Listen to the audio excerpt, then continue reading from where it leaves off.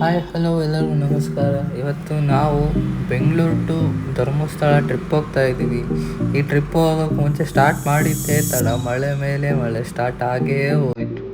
ಈ ಮಳೆಯಲ್ಲಿ ಗಾಡಿಗಳನ್ನ ಓಡಿಸ್ಕೊಂಡು ಎಷ್ಟು ಜೋರು ಮಳೆ ಅಂದರೆ ಕೇಳೋಕ್ಕಾಗ್ತಿಲ್ಲ, ಅಷ್ಟು ಜೋರು ಮಳೆ. ಮಧ್ಯೆ ಈ ಮಳೆ ನಿಂತು ಮತ್ತೆ ಒಂದು ಊರಲ್ಲಿ ಈ ಥರ ಲೈಟಿಂಗ್ಸ್ ಎಲ್ಲ ಹಾಕಿದ್ರು. ಈ ಥರ ಲೈಟಿಂಗ್ಸ್ ನೋಡೋಕ್ಕೆ ಎಷ್ಟು ಖುಷಿ ಆಗುತ್ತೆ ಅಲ್ವಾ.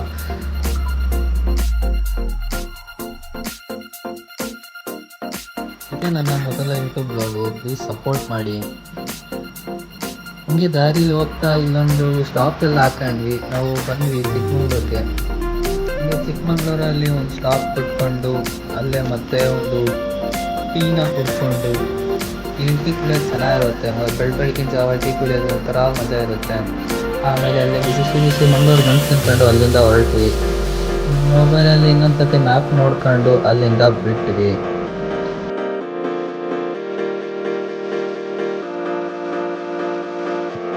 ಹಾಗೆ ಮುಂದೆ ಹೋಗ್ತಿದ್ದಾಗ ನಮ್ಗೊಂದು ಪ್ಲೇಸ್ ಬಂದಿತ್ತು. ಯಾವುದಿದು ಹೊಸ ಪ್ಲೇಸ್ ನೋಡಿದ್ದಾಗ ಅಂದ್ಕೊಂಡು ಹೋಗ್ತಾ ಇದ್ವಿ. ಅವಾಗ ನಮ್ಗೆ ಕಾಣಿಸಿದ್ದೆ ಈ ಸಿದ್ಧಾರ್ಥ ಕೆಫೆ.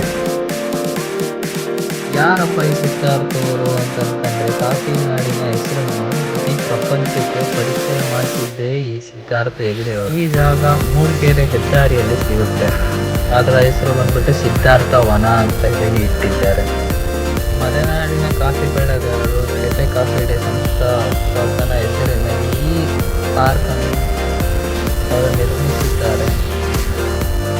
ಚಿಕ್ಕಮಗಳೂರಿಗೆ ಆಗಮಿಸುವ ಪ್ರವಾಸಿಗರನ್ನು ಸೆಳೆಯುತ್ತಿದೆ ಈ ಸಿದ್ಧಾರ್ಥ ಹೆಗ್ಡೆ ಅವರ ಪಾರ್ಕ್. ನಾವು ಬೆಳಗಿನ ಜಾವ ಹೋಗಿರೋ ಕಾರಣದಿಂದ ಈ ಸಿದ್ಧಾರ್ಥವನನ್ನು ಎಕ್ಸ್ಪ್ಲೋರ್ ಮಾಡೋಕ್ಕಾಗಲಿಲ್ಲ.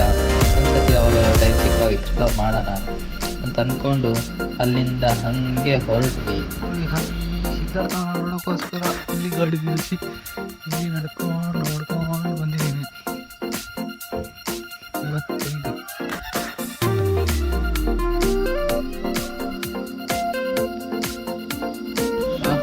ಈ ಸೌಂಡ್ ಕೇಳೋಕ್ಕೆ ಅದೇನು ಪುಣ್ಯ ಮಾಡಿರ್ಬೇಕು ಏನೋ. ಬೆಳಗಿನ ಜಾವ ಈ ಥರ ನೇಚರ್ ಜೊತೆ ಸೌಂಡ್ ಕೇಳ್ಕೊಂಡು ಹೋಗ್ತಾ ಇದ್ರೆ ಏನೋ ಒಂಥರ ನೆಮ್ಮದಿ.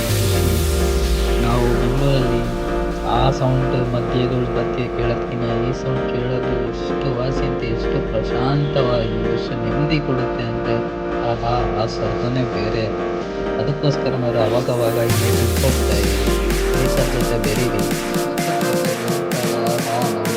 ಸಾಕ್ತಾನಪ್ಪ ಆ ಥರ ನೋಡೋಕ್ಕೆ, ಬೀಸ್ಗಳನ್ನೆಲ್ಲ ನೋಡೋಕ್ಕೆ ಹೇಳ್ಕೊಂಡು ಹಾಗೆ ರೋಡಲ್ಲಿ ಹೋಗ್ತಾ ಇರ್ಬೇಕಾದ್ರೆ ನಮ್ಮ ಕರ್ನಾಟಕ ಸಾರಿಗೆ, ನಮ್ಮ ರಾಜ್ಯದ ಗರ್ವ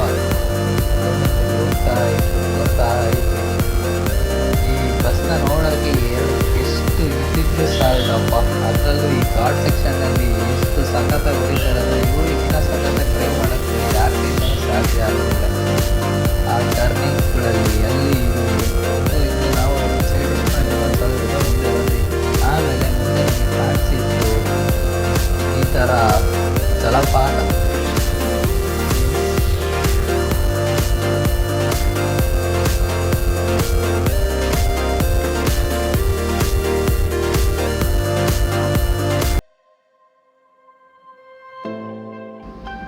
ನೋಡೋಕ್ಕೆ ಎರಡು ಕಣ್ಣು ಸಮೇತ ಸಾಲ್ತಾ ಇರಲಿಲ್ಲ, ಅಷ್ಟು ಮನಮೋಹಕ.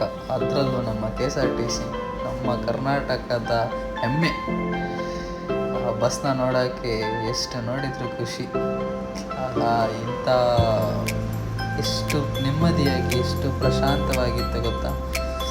ಅಲ್ಲಿ ಹಂಗೆ ಒಂದು ವಿಡಿಯೋ ಮಾಡ್ಕೊಂಡು ಮತ್ತು ಹಂಗೆ ದಾರಿಯಲ್ಲಿ ನೋಡ್ತಾ ಇರಬೇಕಾದ್ರೆ ಎರಡು ಬೆಟ್ಟಗಳ ಮಧ್ಯೆ ಒಂದು ಸರೋವರ ನೋಡಲು ಎರಡು ಕಣ್ಣು ಸಾಲ್ತಾ ಇರಲಿಲ್ಲ ಕಣ್ರಿ, ಅಷ್ಟು ಸಖತ್ತಾಗಿತ್ತು. ಇನ್ನು ಅವಾಗ ತಾನೇ ಸೂರ್ಯ ಉದಯಿಸ್ತಾ ಇದ್ದ, ಮಧ್ಯ ನೀರು.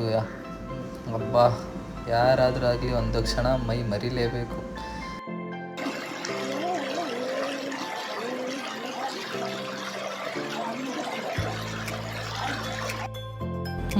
ಹಾಗೆ ಅಲ್ಲಿ ದಾರಿಲಿ ಎಲ್ಲ ಬರ್ತಾ ಸಣ್ಣ ಸಣ್ಣ ಜಲಪಾತಗಳನ್ನು ವೀಕ್ಷಣೆ ಮಾಡ್ತಾ ಅಲ್ಲಿಂದ ನಾವು ಹೊರಟು ಬಂದ್ವಿ.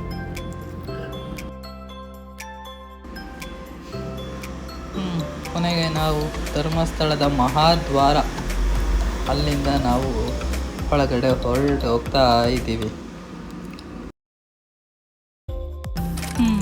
ಮತ್ತು ನಾವು ಅಲ್ಲಿ ಗಾಡಿನ ಪಾರ್ಕ್ ಮಾಡಿಕೊಂಡು ಮತ್ತು ಅಲ್ಲಿಂದ ನಡ್ಕೊಂಡು ಹೋಗ್ತಾ ಇದ್ವಿ. ಇದೆ ನೋಡಿ ನಮ್ಮ ಧರ್ಮಸ್ಥಳ. ಇದನ್ನು ನೋಡೋಕ್ಕೆ 2 ಕಣ್ಣು ಸಾಲದು. ಮತ್ತು ಇಲ್ಲಿ ದಾರಿಲಿ ಹೋಗ್ತಾ ಇರ್ಬೇಕಾದ್ರೆ ಎಷ್ಟೊಂದು ಕಲ್ಲಿನ ರಥಗಳನ್ನು ನೋಡಿದ್ವಿ. ಕಲ್ಲಿನ ರಥ. ಮತ್ತು ಇಲ್ಲೊಂದು HMT ವಾಚ್ ಇದೆ. HMT ವಾಚ್ ಎಷ್ಟು ವರ್ಷದಿಂದ ಇಲ್ಲಿ ಈ ಥರ ಇದೆ ಅಂತ ಯಾರಿಗಾದ್ರೂ ಗೊತ್ತಿದ್ರೆ ಕಮೆಂಟ್ ಮಾಡಿ. ಮತ್ತು ಅಲ್ಲಿಂದ ನಾವು ಹಂಗೆ ಮುಂದೆ ನಡ್ಕೊಂಡು ಹೋಗ್ತಾ ಇದ್ವಿ.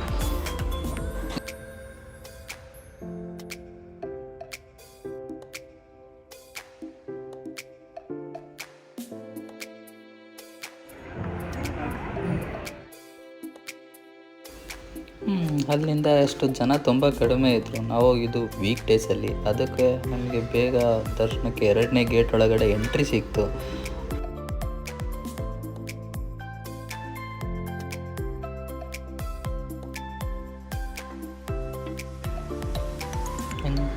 ದರ್ಶನ ತುಂಬ ಚೆನ್ನಾಗಾಯಿತು. ದೇವ್ರನ್ನ ತುಂಬ ಚೆನ್ನಾಗಿ ನೋಡಿಕೊಂಡು ಬಂದ್ವಿ.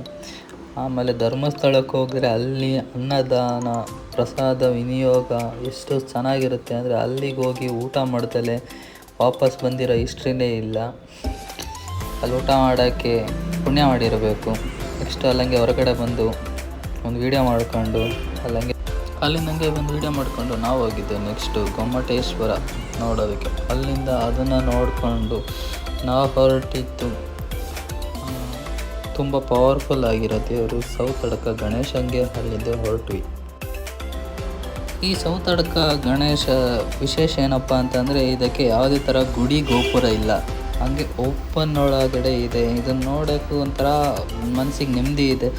ರೀಸೆಂಟಾಗಿ ನಮ್ಮ KL ರಾಹುಲ್ ಅವರು ಸಮೇತ ಈ ದೇವಸ್ಥಾನಕ್ಕೆ ಭೇಟಿ ಕೊಟ್ಟಿದ್ದಾರೆ. ಅಲ್ಲಿಂದ ನಾವು ನೆಕ್ಸ್ಟ್ ಹೋಗಿದ್ದು ಕುಕ್ಕೆ ಸುಬ್ರಹ್ಮಣ್ಯಕ್ಕೆ. ಅಲ್ಲಿಂದ ನೆಕ್ಸ್ಟ್ ನಾವು ಹೊರಟಿದ್ದು ಕುಕ್ಕೆ ಸುಬ್ರಹ್ಮಣ್ಯಕ್ಕೆ. ಹಾಗೆ ಕುಕ್ಕೆ ಸುಬ್ರಹ್ಮಣ್ಯದಲ್ಲಿ ದರ್ಶನ ಕೂಡ ಚೆನ್ನಾಗಾಯಿತು. ಹಾಗೆ